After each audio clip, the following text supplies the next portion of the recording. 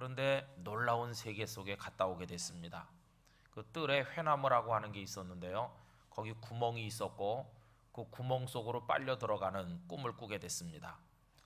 그런데 거기 가보니까 엄청난 나라가 거기 있었고 너무너무 어여쁜 여인이 나와서 그를 환영해 줬습니다. 근데 그 너무너무 어여쁜 여인이 신분이 보통 여자가 아니고 그 나라의 왕녀였습니다. 공주였던 것이죠. 근데 그 여인이 순우분을 사랑한다고 그러면서 그래서 두 사람이 맺어져서 결혼을 하게 됐습니다. 그리고는 그가 왕녀와 결혼하게 되니까 신분이 아주 높아져서 태수의 자리에까지 오르게 됐습니다. 그래서 그는 태수로서 백성들을 다스리면서 부귀 영화를 누리고 아주 떵떵거리면서 그렇게 살게 된 것이죠. 그가 태수로서 다스렸던 곳이 어디냐면 남가군이라고 하는 곳인데 나중에 그 왕녀가 늙어서 세상을 떠나게 됩니다. 그래서 이제 사랑하는 이를 잃어버리고 이 순우분이 슬퍼하게 되는데요. 그러다가 정신을 바짝 차리게 되는데 보니까 이게 전부 다 꿈이었어요. 꿈. 그런데 그 꿈이 얼마나 짧은 시간이었는지 옆에 있는 차가 다 식지 않았다 할 정도로 짧은 꿈이었어요. 잠깐 졸았는데 꿈속에서 어느 나라에 갔고 그 나라에서 공주와 결혼을 했고 그리고 태수의 자리에까지 올라서 부귀 영화를 누리면서 살다가 돌아온 것이죠. 긴 세월 산 것 같은데 딱 깨보니까 꿈이었다. 그래서 나온 유명한 이야기가 남가일몽이라고 하는 이야기입니다. 꿈이라도 그런 거 한번 겪어봤으면 좋겠다. 그렇게 생각하시는 분이 계신지 모르겠어요. 꿈이라도 한번 내가 부귀 영화 누려봤으면, 꿈이라도 내가 공주 같은 여자랑 한번 살아봤으면, 여러분 꿈 깨시기 바랍니다. 꿈 깨야 돼. 오늘 나눠드린 유인물의 첨에 보면요, 여러분 꿈을 깨고 현실로 돌아와야 된다는 거예요. 이 남과 일몽과 관련된 비슷한 얘기들이 참 많습니다. 백일몽, 또 그런가 하면 일장춘몽, 뭐 이런 게 전부 다 비슷한 얘기죠. 꿈을 깨야 된다는 겁니다. 오늘 읽은 본문 말씀에 보면 아주 종교적인 단어가 하나 나오는데 그게 뭐냐 하면은요, 깬다 하는 말입니다. 여러분 11절에 보면 이런 말씀이 있죠. 또한 너희가 이 시기를 알거니와 자다가 깰 때가 벌써 되었다. 그러니까 꿈깨 하는 말이 굉장히 성경적인 말이라는 것을 알 수 있어요. 그죠? 꿈을 깨야 되는 거죠. 자고 있을 수가 없어요. 근데 여러분 꿈도 굉장히 다양합니다. 꿈이라고 밋밋한 게 아니라 꿈속에서 맛있는 음식을 먹기도 하고, 꿈속에서 여행도 하고, 그리고 꿈속에서 결혼도 하고, 꿈속에서 막 돈을 벌기도 하고, 꿈속에서 그런가 하면 또 막 애를 쓰기도 하고, 악몽도 꾸고 그렇죠. 이 꿈이라는 세상 속에 5만 가지 현실 세계 속에 있는 게 다 들어있어요. 그런데 그거는 실제로는 존재하지 않는 세계죠. 그냥 문자 그대로 꿈이죠. 그죠? 야, 거기 정말 생생했는데 막 느낌이 남아있을 정도로. 그래서 어떤 꿈을 꾸고 나면요, 꿈에서 이렇게 깨가지고 정신 차리고 일어나 앉아보면 방금 전에 꿈꾼 내용이 너무너무 사실적이고 생생해서 실제로 내가 겪은 것 같이 막 감정까지도 아주 세밀하게 느껴질 정도로 그런 꿈도 있어요. 그죠? 진짜 같은 꿈. 그러나 아무리 진짜 같아도 그건 꿈이다 하는 것입니다. 현실로 돌아올 수밖에 없어요. 그러니까 그 꿈속을 헤매고 사는 사람은 현실 감각이 없는 사람이고 진실을 붙들 수가 없어요. 그건 전부 다 손에 잡히는 듯 하지만 사실은 허공을 잡는 것과 같으니까 우리는 꿈을 깨야 되는 것이. 자, 그럼 이제 지극히 현실적인 사람은 어떤가? 꿈이 아니고 이제 꿈의 세계에서 벗어나서 나는 지극히 현실적이야. 오늘 내가 이렇게 꼬집어 보면 아야 할 정도로 아프고 내 지각이 작동을 하고 내 오감이 전부 다 제 기능을 발휘해서 난 아주 냉정하고 이 현실에 대해서 직시하면서 이 세상에 대해서 나는 똑바른 눈을 가지고 이 세상에 적응하며 살고 있다. 그런 사람은 어떻게 되는 것일까요? 현실적이면 전부 다 인생을 잘 사는 것일까요? 그렇진 않습니다. 거기서 또 한 번의 깨는 일이 필요한 것이죠. 또 한 번 깨야 되는 거죠. 꿈에서 현실로 왔으면 이번에는 현실 속에서 어디로 옮겨가는 깸이 필요한 거 하니 그 써드린 것처럼 진실애로 옮겨가는 것이 필요하다는 것이. 여러분, 이 깨어나는 것을 종교적 용어로 말하면 각성이라고 얘기할 수 있습니다. 각성. 불교적인 용어로 말하면 깨달음이라고도 얘기할 수 있겠죠. 깨닫는다. 그럼 예를 들면 이런 것입니다. 어떤 사람이 지극히 현실적이에요. 이 세상에서는 돈을 벌어야 돼. 이 세상에서는 출세를 해야 돼. 그러려면 열심히 공부해야지. 그러면서 막 이렇게 집중해서 노력해요. 그리고 실제로 많은 것을 이루어요. 손에 쥔 것도 많고 누리는 것도 많고 그래요. 사람들은 다 그가 성공했다고 말하면서 박수를 보내고 그러죠. 그러나 그 현실적이기만 한 사람은요, 아직 한 가지를 깨닫지 못한 것이.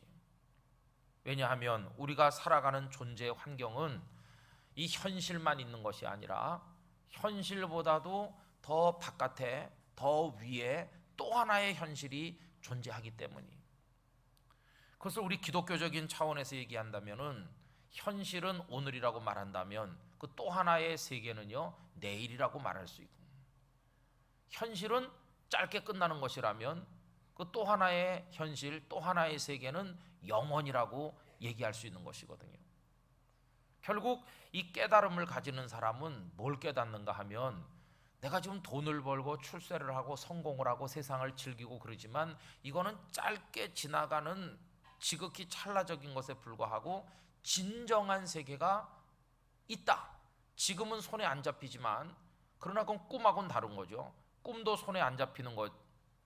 그래서 현실적이지 않았는데 지금 얘기하는 또 하나의 세계는 손에 안 잡히니까 꿈과 같은 것인가? 그게 아니고 실제로 존재하는, 그러나 지금 단지 우리 손에 잡히지 않는, 그러나 언젠가는 그것이 우리 눈앞에 실질적인 것으로 다가오게 될 바로 그런 또 하나의 세계, 그걸 우리가 깨달아야만 된다는 것입니다. 여러분, 하나님의 나라가 존재하고 있다고 하는 사실을 여러분 믿으십니까? 하나님의 나라가 근데 손에 잡히십니까? 손에 안 잡히죠, 그죠? 하나님의 나라는 눈으로 보이지도 않습니다. 하나님의 나라는 가서 맛을 볼 수도 없습니다. 하나님의 나라는 아무리 가서 비벼대도 이게 되질 않습니다. 어떻게 좀 해보려고 해도 우리의 오감과 이성으로 그게 파악이 잘 안 됩니다. 그러면 하나님의 나라는 꿈처럼 없는 것입니까? 그렇지 않습니다. 하나님의 나라는 공간적 개념으로 하면 하나님이 계신 그곳에 존재하고 있습니다. 그리고 영적으로 말하면 오늘 우리들의 영혼 속에 하나님의 나라가 이미 존재하고 있습니다. 예수님께서 누가복음 17장에서 말씀하시기를 하나님의 나라가 이미 너희 안에 있느니라 이렇게 말씀하셨어요. 하나님의 나라가 없느냐? 손에 안 잡히니까 없는 것인가? 여러분, 그렇지 않아요. 하나님의 나라가 분명히 실제하고 있다는 거 여러분 믿으시죠, 그죠? 근데 단지 지금 손에 안 잡힐 뿐이지 존재하고 있는 것이. 그래서 지극히 현실적인 사람이 또 한 번의 깨달음을 가지는 게 필요한데, 그게 뭐냐 하면 그 또 하나의 세계, 하나님의 나라라고 우리가 얘기하는 그 또 하나의 세계가 실존하고 있고 그건 실제하는 것이며, 지금은 손에 안 잡히지만 언젠가는 이 현실 세계보다 더 현실적으로 우리 눈앞에 도래하게 될 거라는 그 사실을 깨닫는 거, 그게 꼭 필요하다는 것입니다. 여러분, 지금은 거울로 보는 것처럼 희미하지만 언젠가는 얼굴과 얼굴을 대하여 보는 것처럼 되는 날이 올 것을 말씀하셨잖아요. 지금은 하나님의 나라가 부분적으로 그리고 일부만, 그리고 우리 손에 확 잡히지 않는 모습으로 그렇게 존재하고 있지만 하나님의 나라가 실제하는 것으로 우리 눈앞에 다가올 줄로 믿습니다. 우리는 그걸 보면서 소망하면서 지금 살아가고 있는 것이. 만약에 여러분 하나님의 나라가 실제로 존재하지 않는 거라면요, 우리 예수를 믿을 필요가 없죠, 그죠? 예수 믿는다고 애쓰는 것보다 더 불쌍한 일은 없을 것이. 천국이 없는 것이라면, 하나님도 안 계신 것이고, 그건 다 그냥 꿈속에 있는 거나 마찬가지고 허무맹랑한 얘기고, 존재하는 건 오로지 이 세상밖에 없는 거다. 지금 내가 이렇게 만져볼 수 있고 느낄 수 있는 이거밖에 없는 거다. 그러니까 나는 어떻게 해서든지 이 세상 눈에 보이는 여기서 누릴 거 누리고 즐길 거 즐기고 여기서 먹고 마시고 여기서 한번 큰 소리 쳐보다가 가면 그걸로 끝나는 거다 이렇게 생각하는 사람은 가장 중요한 것을 깨닫지 못하는 것이. 그러나 어느 날 하나님의 깨닫게 하시는 은혜가 그의 영혼에 임합니다. 성령께서 그 영혼 속에 등불을 밝혀줍니다. 그럼 어둠이 물러가면서 우리의 지각이 새롭게 거듭납니다. 그러면서 현실 이 세상 말고 또 하나의 위대한 세계 하나님의 나라가 존재한다는 것을 알게 됩니다. 지금은 부분적으로 있지만 언젠가는 얼굴과 얼굴을 대하여 보는 것처럼 명백하게 다가온다는 사실을 깨닫게 됩니다. 그러면서 그것이 얼마나 위대하고 영원한 세상인가를 눈이 열려서 알게 됩니다. 그거를 깨닫게 되는 순간 여기 지금 현실이라고 부르는 이 세상에 대해서는 한 걸음 뒤로 물러가게 되고 초연하게 되고 마음을 좀 내려놓게 되고 자유를 누리게 됩니다. 더 이상 아웅다웅하지 않게 되고 집착하지 않게 되고 거기 매달려 살지 않게 되고 우리의 영혼이 이젠 자유하는 영혼이 되어서 그 인생의 목적을 여기다 두는 것이 아니라 저기다 두면서 살게 됩니다. 오늘에 두지 않고 그 영원한 내일이라고 하는 하나님의 나라 거기다가 인생의 목적지를 설정해 놓고 그곳을 바라보면서 살게 됩니다. 그래서 오늘의 짧은 기쁨보다 내일의 영원한 기쁨을 추구하게 되고 오늘의 소유하는 기쁨보다 오늘 거룩하게 소비함으로써 내일 소유하는 것을 추구하게 되고 오늘 쟁취하는 것보다 오늘 내어줌으로써 내일 영원히 누리게 되는 쪽을 선택하게 된다는 것입니다. 살아가는 방식이 완전히 다른 사람으로 새롭게 변화되게 됩니다. 여러분 이게 바로 우리 성도들이 가져야 될 거룩한 깨달음인 줄로 믿습니다. 그걸 깨닫는 것이죠. 그래서 어떤 사람이 이걸 깨닫고 나면은 뭐라고 표현하냐면 드디어 그 친구가 깼어 이렇게 말하는 거죠. 깼다. 깨달을 걸 깨달은 사람을 깼다고 말하는 것이. 아직도 미몽 속을 헤매는 것처럼 이 눈에 보이는 이 세상이 전부 다인 것처럼 마치 여기서 그 순우분이 왕녀와 결혼을 하고 그리고 태스 노릇을 하다가 깨듯이 이 세상이 바로 그런 것인 것처럼 생각하며 산다면 어느 날 마지막 순간이 그에게 다가올 때 그는 너무나 당황하게 될 것이고 허무한 인생 앞에서 슬피 울 수밖에 없게 될 것입니다. 그러나 그 진정한 세계를 깨닫고 그 나라의 백성된 삶이 어떤 삶인지를 깨닫고 거기다 목적을 두고 그 깨달음에 근거해서 오늘 여기서 살다 가는 사람은 그 마지막 순간이 올 때 오 주님 이 날이 오기를 애태워 기다렸습니다. 그렇게 말하면서 부르시는 하나님의 부름 앞에 믿음으로 응답할 수 있게 될 줄로 믿습니다. 그게 바로 우리 성도들이 살아가는 어떤 삶의 그 방향성이라고 하는 것이죠. 그런데 여러분 이걸 깨닫기는 너무너무 어려운 것입니다. 빌립보서 3장 그 가보면 우리의 시민권은 하늘에 있다고 그러면서 이 세상 사람들은 자기 배를 신처럼 위한다. 자기 배가 신이에요. 신. 뭘 먹일까? 그래갖고 어떻게 만족을 줄까? 이거를 그냥 신처럼 위하는데 여기는 음식물만 들어가는 게 아닙니다. 이 배는 탐욕을 뜻하는데 이 탐욕의 입이 얼마나 큰지 음식도 먹어치우고 세상의 욕망도 다 먹고 아무리 먹어도 만족이 없는 그런 욕망의 구덩이 같은 것이 우리의 배입니다. 그거 가지고 그냥 이 세상의 욕망에 따라 살죠. 조금 더 즐기고 조금 더 누리고 조금 더 쾌락을 추구하고 조금 더 성공하고 조금 더 박수받고 그런 쪽으로 쫙 삶이 진행되면은 그 다음에 이 사람은 진정한 세계에 대한 것은 다 깨달음이 막혀서 꿈속을 헤매고 있는 사람과 마찬가지가 되고 말 것이라는 것입니다. 깨달음의 시기가 일찍 오면 올수록 그 사람은 거룩한 삶을 살아가게 될 줄로 믿습니다. 일찍 깨달을수록 그 사람은 행복한 사람입니다.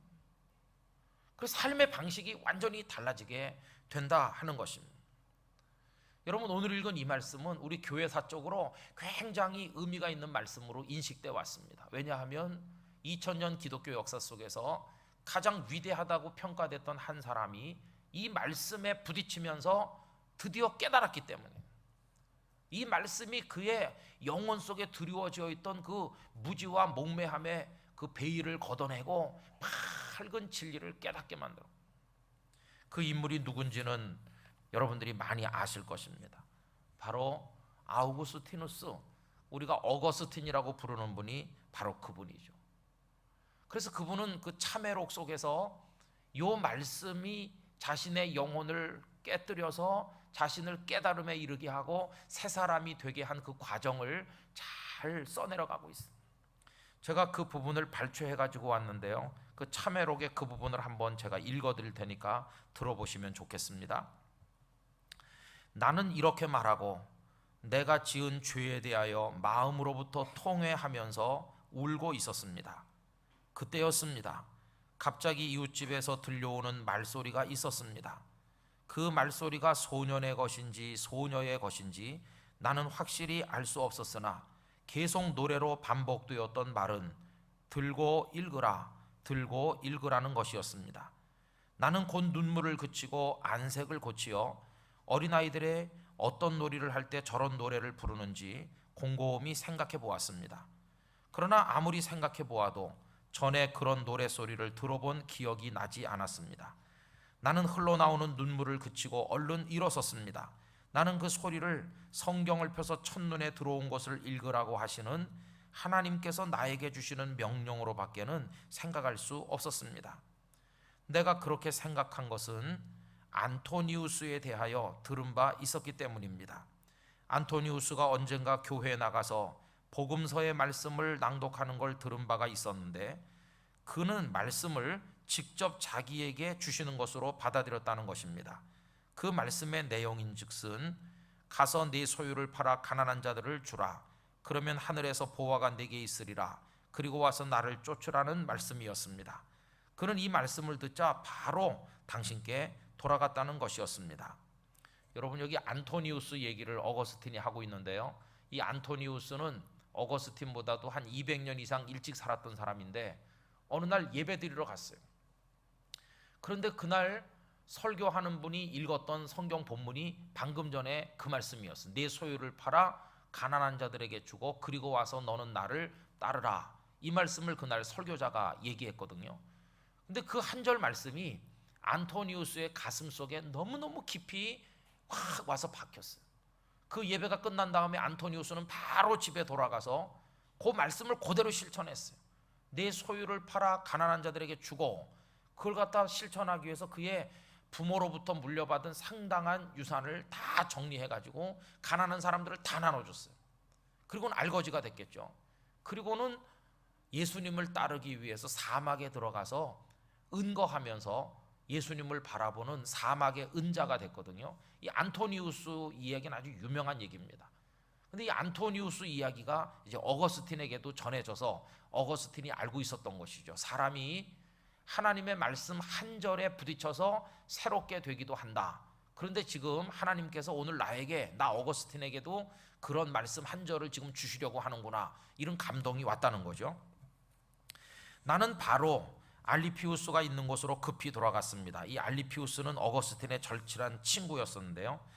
왜냐하면 내가 그곳을 일어났을 때 거기에다가 사도의 책을 놔두고 온 까닭입니다. 사도의 책은 성경을 말하죠. 나는 그 책을 집어들자마자 펴서 내 첫눈에 들어온 구절을 읽었습니다. 그 구절의 내용은 하면서 그 말씀이 나오는데 그 구절이 뭐냐 하면 여러분 오늘 읽은 본문 중에 13절, 14절 바로 그 부분 말씀이죠.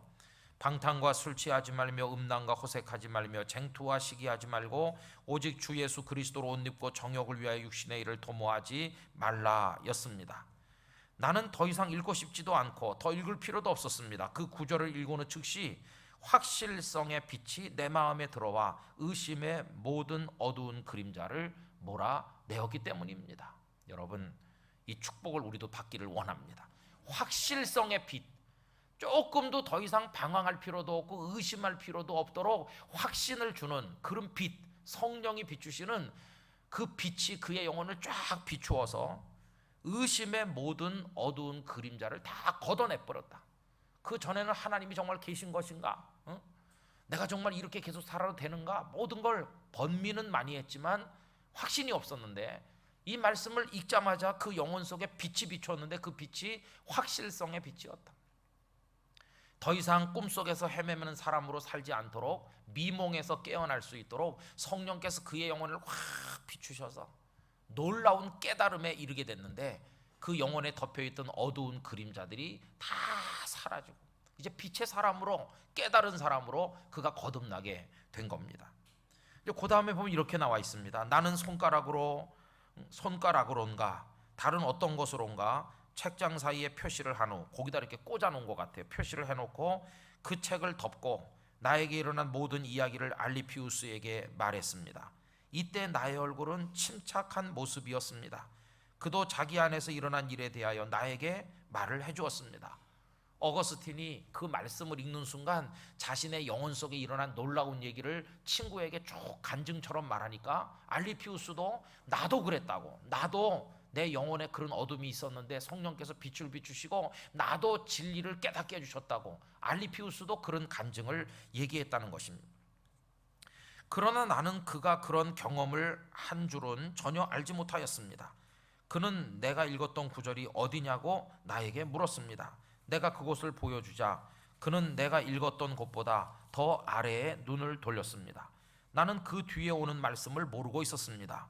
그 말씀은 믿음이 연약한 자를 받아주라는 것이었습니다. 그는 이 말씀이 자기에게 적용된 것이라고 보고 그렇게 나에게 말해주었습니다. 그는 이러한 말씀의 권고로 힘을 얻었습니다. 그는 자기의 성격에 딱 맞는 그 선한 결심과 목적에 자신을 일치시켜 나가는데 더 이상 초조하게 머뭇거리지 않았습니다. 여러분, 어거스틴에게 변화의 은혜를 가져온 말씀이 방금 읽었던 13절 14절이거든요. 그러면 어거스틴의 친구인 알리피우스를 변화시킨 말씀은 어떤 말씀이었느냐? 바로 그 밑에 있는 말씀. 그 밑에 있는 말씀이 여러분 뭘까요? 14장으로 가보시겠습니까? 14장 1절 다 같이 한번 읽어보겠습니다. 믿음이 연약한 자를 너희가 받되 그의 의견을 비판하지 말라. 이 말씀이 알리피우스를 어둠 속에서 건져낸 깨달음의 말씀이었다는 거예요. 어거스틴이 나 지금 방금 전에 말씀을 읽고 이런 은혜를 받았다, 내가 이렇게 깨달았다고 얘기하니까 알리피우스가 그러느냐고, 나는 바로 그 밑에 말씀을 통해 그런 은혜를 받았는데. 여러분, 하나님께서는요 어거스틴에겐 어거스틴에게대로 말씀을 주시고 알리피우스에게는 알리피우스에게 적절한 말씀을 통해서 깨달음을 주신 것이죠. 다 서로 다른 말씀을 통해서 그들을 어둠 속에서 건져 빛으로 인도해 내신 것을 볼 수 있습니다. 저는 우리 땅끝교회 성도들도 이 성경의 많은 말씀들 중에 어느 한 구절 여러분들의 영혼에 부딪혀서 새로운 깨달음에 도달하게 만드는 축복의 말씀 하나님으로부터 임하시기를 기원합니다. 그래서 그 말씀 한 구절이 나를 어둠에서 벗어나게 했다, 깨달음을, 새로운 깨달음으로 나를 이끌었다, 그렇게 말하게 만들어 준다는 것입니다. 이 두 사람은 너무너무 기쁘게 간증을 했던 것 같아요, 서로에게. 그 다음에 보면 이렇게 이어집니다. 우리는 바로 집으로 뛰어들어가 어머니께 이 사실을 여쭈었습니다. 어거스틴의 어머니 여러분 아시죠? 아들을 위해서 수십 년을 눈물로 기도했던 그 어머니 모니카, 어머니에게 이 사실을 여쭈었습니다. 어머니는 너무너무 기뻐해 마지 아니하셨습니다. 기뻐서 덩실덩실 춤을 추는 거죠. 어떻게 해서 이렇게 되었는지를 설명해 드렸을 때 어머니는 기뻐 뛰며 춤을 추었습니다. 그리고 어머니는 우리의 온갖 구하는 것이나 생각하는 것에 더 넘치도록 능히 행하시는 하나님께 찬양을 드렸습니다. 왜냐하면 어머니는 자신이 나를 위해 애절하게 빌어마지 않았던 기도 이상으로 하나님께서 베풀어 주셨음을 보았기 때문입니다.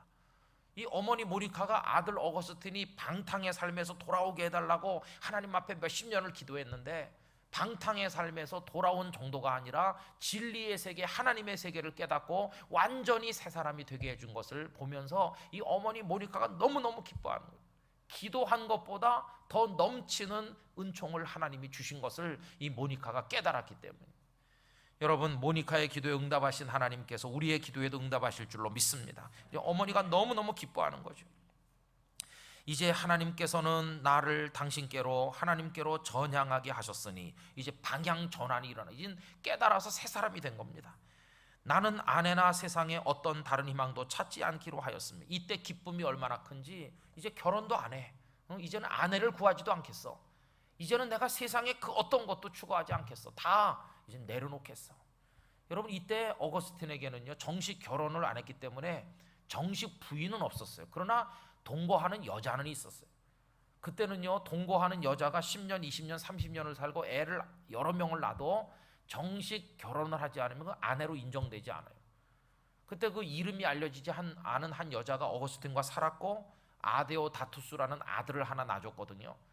그러면서 그 어머니 모니카는 이제 정식으로 결혼시키기 위해서 처녀를 찾아다니고 있었는데 이제 그 모든 걸 포기하게 됩니다. 이제는 더 이상 세상에 욕심을 내지 않기로 했다는 것입니다.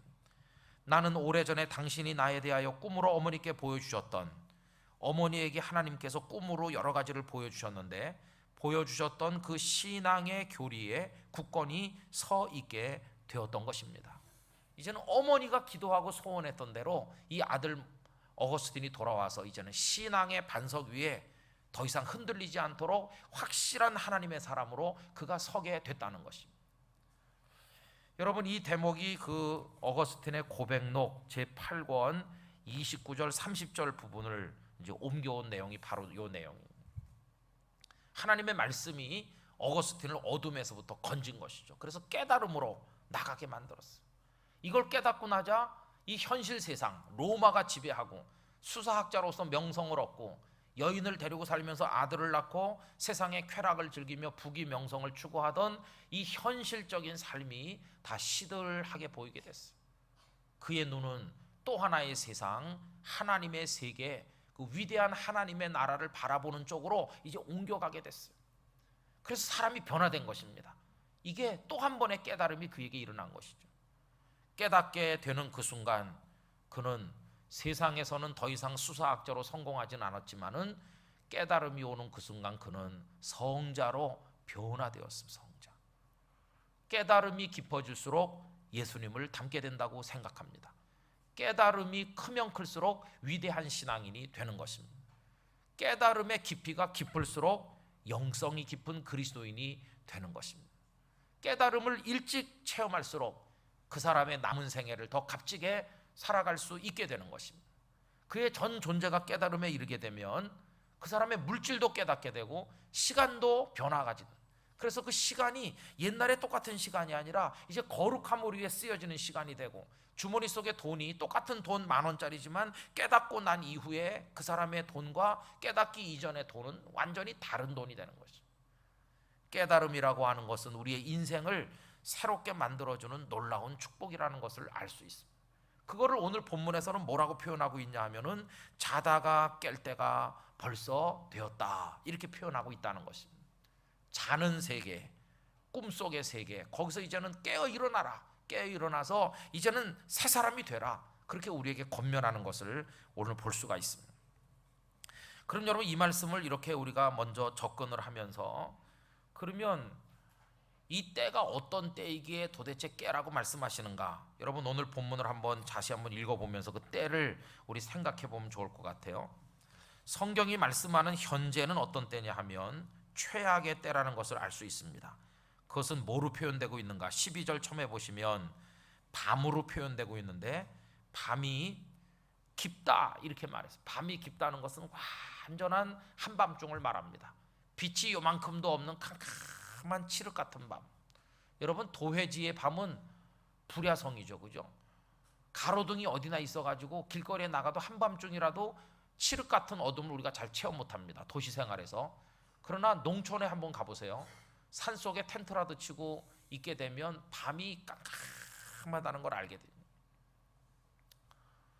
요새는 잘 못 갔지만 한 10년 전만 해도 저 혼자 산에 종종 돌아다닌 얘기를 여러분 들으셨을 텐데요. 한 번은 구례 화엄사에서 혼자서 이제 올라가 가지고 지리산을 종주하기 위해서 갔습니다. 8월 달에 배낭을 큰 거 메고, 무식하면 용감하다고 일기예보도 안 듣고 그냥 그때가 휴가였으니까 그래가지고 짊어지고 이제 갔습니다. 가출하는 마음으로 자유를 얻으려고. 그래가지고 거기 올라갔습니다. 올라가다가 노고단 산장에 도착하기 한 2시간쯤 전인 것 같아요. 그냥 해가 져버렸습니다. 시간에 쫓길 것도 없고 그래서 그냥 거기서 밤중에 잠을 자게 됐습니다. 한 1000m는 좀 넘는, 1200m쯤 되는 높이까지 간 것 같은데 거기서 혼자서 텐트를 치고 잠을 자게 됐습니다. 1인용 텐트 조그만 평평한 땅 거기다 이렇게 자투리 땅 같은 데다가 이렇게 치고 막 이렇게 가파른 곳인데요. 1인용 텐트 정도는 칠 자리가 있습니다. 그리고 이제 거기 쏙닥하게 뭘 주워 먹고 그리고 가만히 누웠습니다.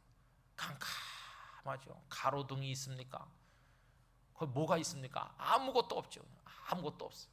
하늘에 뭐 별 보이나? 진짜 별 볼 일 없는 세상이 그날 밤에 저에게 주어져 깜깜 아무것도 없어요.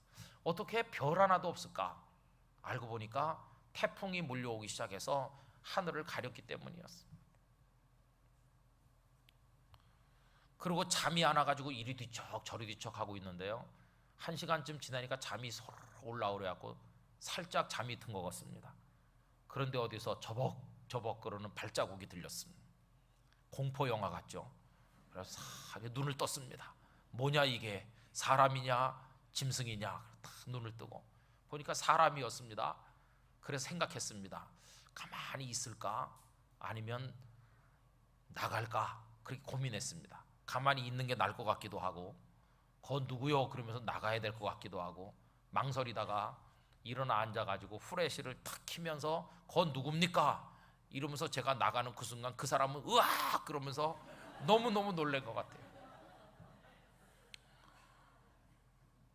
그 캄캄한 밤에 그분도 랜턴 하나 해가지고 아무것도 안 보이는데 이렇게 살살 올라오는데 갑자기 맞은편에서 거 누구요 그러니 얼마나 놀랐겠어. 그래서 제 옆에 그냥 같이 자자고 그래가지고 텐트 치고, 그분은 밀양에서 오신 분이었는데요. 그래가지고 생판 모르는 사람하고 둘이 나란히 누워갖고 하룻밤을 잤습니다. 그리고는 그분 한참 잘 때 전 새벽에 일찍 깨서 산장으로 올라가서 그 다음에 이쪽으로 천왕봉 쪽으로 오는데요. 둘째 날부터 드디어 태풍이 이제 지리산에 도착했습니다. 그래가지고 하늘이 안 보이게 비가 억수같이 쏟아지고 쫄딱 젖고 그냥 뭐 온통 다 젖었습니다. 얼마나 비가 쏟아지는지. 그 비 속에서 이틀 동안을 걸어가지고 무식하면 용감하다고 그랬던 적도 있었습니다. 근데 여러분 그때가 진짜 칠흑같이 깜깜한 거예요. 밤이 깊었다고 하는 게 그런 겁니다. 요만큼도 안 보여요. 아무것도 없어요. 아무것도. 근데 지금 이 시대를 하나님 말씀은 그렇다고 말하는 겁니다. 밤이 좀 깊었다. 깊은 밤이다. 그럼 언뜻 생각하면 그래요. 아니 밤이 깊으면 자야지. 왜 자다가 깨라고 그러나? 이렇게 얘기하죠.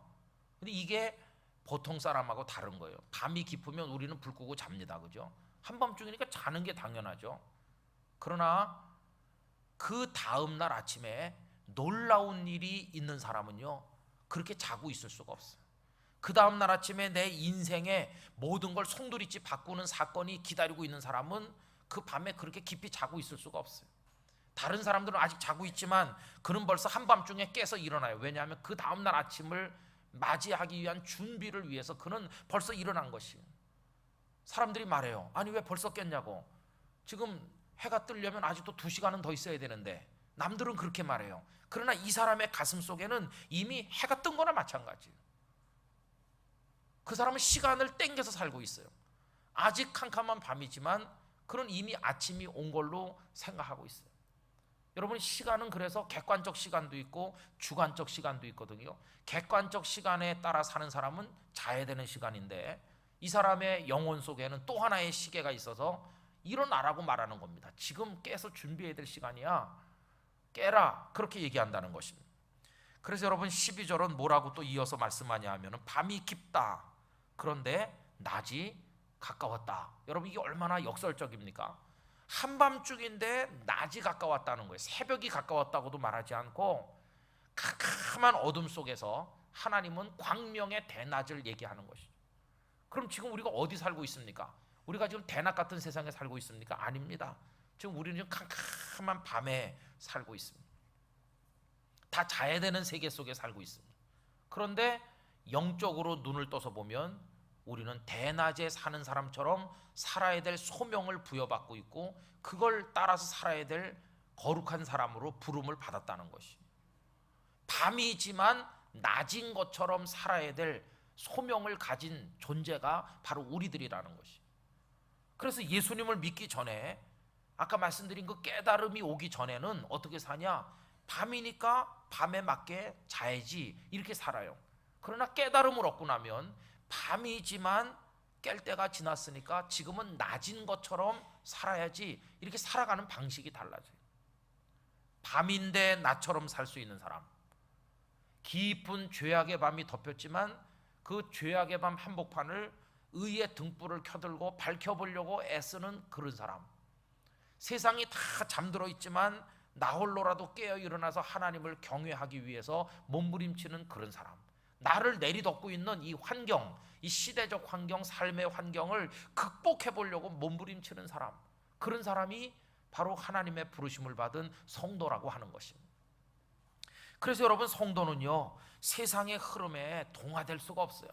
세상이 다 이렇게 지금 자고 있다, 그러니까 너도 자라, 이렇게 말하지만 우린 거기에 전 인격적으로 항거해야 돼요. 아닙니다. 세상이 다 캄캄한 밤이고 자야 되지만 저는 지금 깨서 일어나야 됩니다. 하나님은 이미 나에게 빛을 비추셨습니다. 하나님은 나보고 빛의 자녀라고 말씀합니다. 세상이 캄캄해도 나 있는 여기에 내 영혼 속에는 하늘의 빛이 비추고 있습니다. 여러분, 이 부분을 어거스틴은 뭐라고 설명했냐 하면요, 그 이스라엘 백성들이 애굽에서 노예살이 할 때 모세를 보내서 10가지 재앙을 내리셨잖아요. 그 중에 무슨 재앙이 있었냐면 흑암의 재앙이 있습니다. 흑암의 재앙은 애굽 사람들이 사는 곳에는 캄캄하게 임했지만 이스라엘 사람들이 거주하는 고센 땅에는 어둠이 없었습니다. 바로 거기에 연결시켜 가지고 이 말씀을 설명했습니다. 온 세상이 캄캄하다. 많은 사람들이 한밤중이기 때문에 다 자고 있다. 캄캄하다. 그러나 내 가슴 속까지 캄캄하진 않다. 나는 고센 땅에 거하는 구원받은 택함받은 하나님의 자녀이기 때문에 내 영혼의 대지 위에는 하나님의 은총의 빛이 비추고 있다. 옆에 사람은 밤을 살고 있지만 나는 낮을 살고 있다. 이렇게 설명하고 있습니다. 여러분, 세상이 어둡다고 우리까지 어둠의 자녀가 되는 것은 아닌 줄로 믿습니다.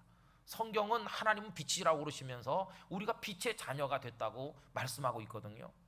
세상의 시간에 맞추어 살지 말고 여러분 영혼을 비추시는 하나님의 시계에 맞춰서 살아가게 되시기를 기원합니다. 이게 밤이지만 낮인 것처럼 살아가는 사람이죠. 그러니까 마음이 급하죠. 우린 벌써 낮이 온 것처럼 살아야 되니까 누워서 자고 있을 시간이 없는 거죠. 그러니까 빨리 깨서 일어나야 되는 거죠. 그래서 자다가 깰 때가 벌써 되었다. 이 벌써라는 말은 벌써 동쪽에 해가 떠서 훤하다, 그런 얘기입니다. 이미 낮인데 왜 너 자꾸 밤인 것처럼 생각하느냐? 거기서 깨서 일어나라. 깨서 일어나서 밤이라고 말하지 말고 빛의 자녀처럼 낮인 것처럼 그렇게 살아라. 이렇게 강조하고 있는 것이죠. 여러분, 밤이지만 낮인 것처럼 살아가는 사람은요, 그럼 어떻게 사는 사람이 되는 것일까요? 그 12절에 이어서 보면 이렇게 말씀합니다. 그러므로 우리가 어두움의 일을 벗자. 어두움의 일은 뭘까요? 여러분, 저녁 때가 돼가지고 이제 잘 시간이 되면 사람들은 다 어둠의 일로 들어갑니다. 어둠을 맞이하기 위한 준비를 하죠. 이제 어두워졌구나, 자야 되겠어. 애들 보고도 자, 이제 잠옷으로 갈아입고 자라. 손 씻고 양치질하고 깨끗하게 하고 자. 이렇게 재우죠, 그죠? 이부자리 깔고 재우잖아요. 이게 이제 어둠의 일이, 자기 위한 준비를 하고 그 다음에 모든 걸 내려놓습니다. 이제는 하던 일도 멈추고 이제는 취침 모드로 들어가요, 그죠? 이게 어둠의 일이에요. 그러나 그 다음에 보면은 뭐라고 그랬냐면 빛의 갑옷을 입자. 빛의 갑옷은 아침을 맞이하는 사람처럼 살아가는 모습을 말하는 것이. 이제는 내려놨던 것을 다시 들고 쉬었던 일을 다시 하면서 다시 다 낮을 사는 사람처럼 인생의 모습을 바꿔야 되는 것이죠. 그래서 삶의 변화를 가져와야 될 것을 우리에게 말씀해 주고 있어요. 삶의 변화는 어떻게 오는 것인가? 구체적으로 그 13절과 14절을 얘기하고 있는데, 낮에와 같이 단정히 행하라. 여러분, 밤에 집에 있을 때는요, 그냥 뭐 추리닝을 입고 있을 수도 있고 뭐 그냥 뭐 반바지 차림으로 우통 벗고 돌아다니는 사람도 있고, 밤에야 뭐 그럴 수 있죠. 그건 밤이니까. 그러나 낮에와 같이 단정히 행하고. 낮에는 그럴 수 없잖아요.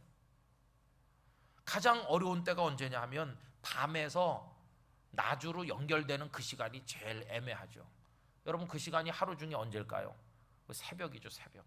밤이 지나가고 이제 해가 떠오르려고 하는 그 연결 부분, 그 연결 부분이 새벽 아닙니까? 이 새벽은 아직 잠이 좀 덜 깬 때예요. 깨긴 깼는데 아직 완전히 깨지 못한, 절반쯤은 자고 있고 절반쯤은 깬 그런 상태가 새벽이죠. 그죠? 제가 어떤 글을 보니까 새벽 기도 나오는 사람들이 운전에 조심해야 된다. 왜 그러냐면 여러분, 새벽에 이제 교회 오시려고 운전해 가지고 오잖아요. 그때는요, 우리가 100% 깬 게 아니래요. 우리 몸이 방금 전에까지 자다 일어났기 때문에 아직 조금 자고 있대요. 그래서 어떤 위험 신호가 올 때 금방 대처하기가 어렵대요. 새벽에는 천천히 운전하면서 좀 잠을 깨 가지고 와야지, 금방 깨 가지고 핸들 잡고 오다 보면은 이게 위험하다는 것이. 새벽 기도 오다 교통사고 나는 사람이 많은 이유가 그렇다, 이렇게 설명한 걸 읽어봤어요. 우리 몸이 30분 정도는 지나야 완전히 깨어 일어난답니다. 우리 몸이 전부 다 깨려면 눈 뜨고 한 30분은 있어요.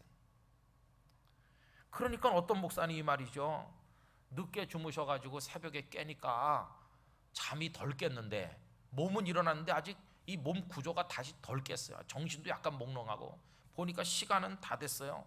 그러니까 서둘러 나가다가 그냥 와이셔츠는 안 입고 런닝 셔츠에 넥타이 매고 나갔다. 그게 덜 깬 거죠. 그죠?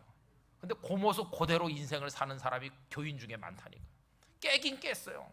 깨긴 깼는데 아직 덜 깼어요. 덜 깨. 그래서 밤에 어둠의 백성처럼, 잠든 백성처럼 그렇게 있으면서, 그러면서 또 교회도 와요. 하나님도 믿는다고 그래요. 한 절반은 깼고 절반은 아직 안 깬 사람이 교인 중에 많아요. 그래서 오늘 이 말씀은요, 밤이 깊고 새벽이 가까웠으니 이렇게 말하지 않고 낮이 가까웠다, 확실하게 깨야 된다는 거예요. 확실하게. 대낮이다 지금, 대낮. 그런데 아직 절반쯤 잠들어 있는 것처럼 그렇게 하면 안 된다. 100% 깨어 일어나라, 그렇게 우리에게 말씀하는 거죠. 여러분, 절반쯤 주무시고 절반쯤 깬 듯이 몽롱하게 우리 그렇게 예수 믿어서는 안 될 줄로 믿습니다. 대낮과 같이, 밝은 대낮과 같이. 대낮에 나오실 때는 어떻게 하십니까? 단정하게 하잖아요. 거울 앞에 서가지고 또 만져보고 또 이렇게 해보고 괜히 또 이렇게 자꾸 해보잖아요. 그죠? 단정하게. 그 다음에 방탕하거나 술 취하지 말며. 술 좋아하는 사람들도 대낮에는 술을 안 먹습니다. 그죠? 해질녘 돼야 한잔 하러 가자, 다 그러지. 대낮 12시부터 술에 취해가지고 길바닥에 누워있는 사람 거의 없습니다. 술꼬래도 대낮에는 술을 잘 안 먹어요. 음란하거나 호색하지 말며. 이 음란이나 호색은 밤과 관련되어 있는, 다 밤문화예요. 밤문화. 대낮에는 다 정신 바짝 차리고 살아야 됩니다. 다투거나 시기하지 말고. 이런 것들이 이제 어둠의 일들이니까 이제 그런 것들을 버려야 되는데, 그게 12절 중간에 보면 어둠의 일을 벗고 할 때 그게 어둠의 일을 벗는 거죠. 단정치 못하는 거, 방탕, 술 취함, 음란, 호색, 다툼, 시기, 이런 건 어둠의 일이니까 다 벗어 던져야 돼요. 그 다음에 빛의 갑옷을 입어야 되는데, 그럼 빛의 갑옷이 뭐냐? 14절 내려와 보시면 오직 주 예수 그리스도로 옷 입고. 여러분, 왜 예수님으로 옷 입으라고 합니까? 예수님이 빛이시니까. 그래서 빛의 갑옷을 입어야 되는데 예수님이 빛이시니까 예수님으로 옷 입으면 빛의 갑옷을 입는 게 되는 것이죠. 예수님으로 빛의 옷을 입고 나면 이제는 정욕을 위한 일은 하지 않게 되고 육신의 일을 도모하지 않게 되고, 이제는 어둠의 일은 다 버리게 되고 이제는 광명의 백성처럼, 하나님의 자녀처럼 살아갈 수 있게 된다는 것입니다. 이 말씀이 왜 어거스틴의 가슴을 그렇게 찔러댔을까? 그 이유는요, 어거스틴 자신이 이렇게 살았으니까요. 13절처럼 그는 세상의 쾌락을 좋아했습니다. 극장이 주는 말초적 기쁨을 즐겼습니다. 사람들이 모여서 흥청대고 먹고 마시는 그런 향락에 깊이 심취했습니다. 말초적인 즐거움을 추구하면서 살고 있었습니다. 지적으로는 굉장히 고상한 사람인데 이 육신의 욕망은 이기지를 못하고 있었습니다. 그런 그에게 하나님께서 이 말씀을 주셨고, 이 말씀은 방망이와 같이 그의 영혼을 두들겨 패서 정신을 차리게 만든 것이죠. 그러면서 주 예수 그리스도로 옷을 입도록 그에게 은혜를 주신 것입니다. 저는 우리 성도님들도 어거스틴이 변화되고 알리피우스가 변화되고 수많은 우리 믿음의 선배들이 그 깨달음으로 말미암아 하나님의 세계를 깨닫게 되고, 그러면서 이제 이 세상의 삶, 어둠의 삶을 벗어버리고 빛의 갑옷 예수 그리스도를 옷 입고 그의 존재와 삶이 새로워지는 것과 같은 그런 은혜와 축복을 얻게 되시기를 간절히 기원합니다. 깨려면 확실히 깨시기를 원합니다. 몽롱하게 계시지 말고 완전히 깨어 일어나야 되는 것이, 자다가 깰 때가 벌써 되었다. 이 벌써라는 단어는 긴박성을 뜻하는 것입니다. 야야, 5분밖에 안 남았어. 5분. 왜 이제서야 깨려고 그러냐? 빨리 일어나, 빨리. 그럼 깨울 때 5분밖에 안 남았는데 아직도 자고 있는 사람 깨울 때 조용히 깨우겠습니까? 5분밖에 남지 아니하였나이다 그러면서 깨우겠습니까? 애 학교 늦었는데 어떻게 깨우십니까? 몇 번 부르고 또 부르고 40분 전이다 30분 전이다 아무리 그래도 안 깨고 5분쯤 남았으면 그때는 엄마가 어떻게 깨웁니까? 가서 그냥 엉덩이를 걷어차는 거예요. 여러분, 하나님께서 걷어찰 때도 있으십니다. 하나님한테 얻어차여가지고 멍드는 사람도 많은 것 같아요. 그때서야 정신을 번쩍 차려요. 예를 들면 사랑하는 사람이 세상을 떠났다든지 화들짝 놀라서 깨요. 엊그저께도 말씀드린 것처럼 박상수 목사님 사모님 돌아가서 장례를 했다고 그랬는데요, 그런 얘기를 했습니다. 참 그렇게 금슬 좋은 목사님 부부였었는데요, 막 울면서 그 목사님께서 더 많이 사랑하지 못해서 부끄럽다 그렇게 얘기를 했습니다. 더 많이 사랑해 줘야 되는데 하나도 해준 게 없다고. 근데 그 박 목사님이랑 가깝게 지낸 친한 목사님들은 진짜 아내를 사랑하는 목사님이었다고 말하거든요. 저 박 목사는 진짜 아내를 고생만 시킨 사람 이렇게 말하지 않고 다 진짜 사랑해 줬다는 거예요. 남들은 그렇게 말하는데 본인은요 아니라는 거예요. 더 사랑해 주지 못해서 너무 미안하다고 그러면서 그것 때문에 많이 울고 그러더라고요. 여러분, 우리가 깨어 일어나면요, 충성도 안 하고 하나님을 신뢰하지도 않고 못되게 살던 사람이 드디어 하나님을 신뢰하게 되고 이러는 게 아니라, 이런 깨달음이 오면 하나님을 많이 사랑했던 사람이 더 사랑하지 못한 걸 안타까워하게 되는 그런 아픔을 느끼게 돼요. 깨어 일어날수록 깊이가, 그 고통의 깊이가 더 깊어져요. 주님, 더 많이 사랑하지 못해 죄송합니다. 더 충성하지 못해서 죄송합니다. 더 많이 주님을 위해 일하지 못해서 부끄럽습니다. 깨면 깰수록 그 수치, 부끄러움, 하나님께 대한 죄송한 마음 이런 게 더 깊어지게 돼 있어요. 그러나 그 부끄러움과 그 수치심과 그 고통이 우리를 계속 찔러서 잠들지 않도록 만들어주고 하나님을 사랑하도록 우리를 끌고 나가는 영적인 동력이 된다는 것이, 저는 주님을 사랑하는 분들이 더 많이 사랑하길 원하고 깨어 있었던 분이 더 깨시길 원하고 더 하나님 나라 바라보며 살던 분들이 완전히 그 삶의 기준을 하나님께 맞추어서 하나님 나라에 초점을 맞춰서 살게 되시기를 바라는 것입니다. 수요 예배 오시는 거 쉬운 일은 아니죠, 그죠? 다 바쁜 한 주간에 한복판에 수요 예배가 있고요, 또 명절 끄트머리에 있으니까 사실 그게 쉬운 건 아닌데 여러분, 오늘 저녁에 오신 거 잘하셨습니다. 그러나 더 많이 주님 쪽으로 다가서실 수 있기를 바라고요.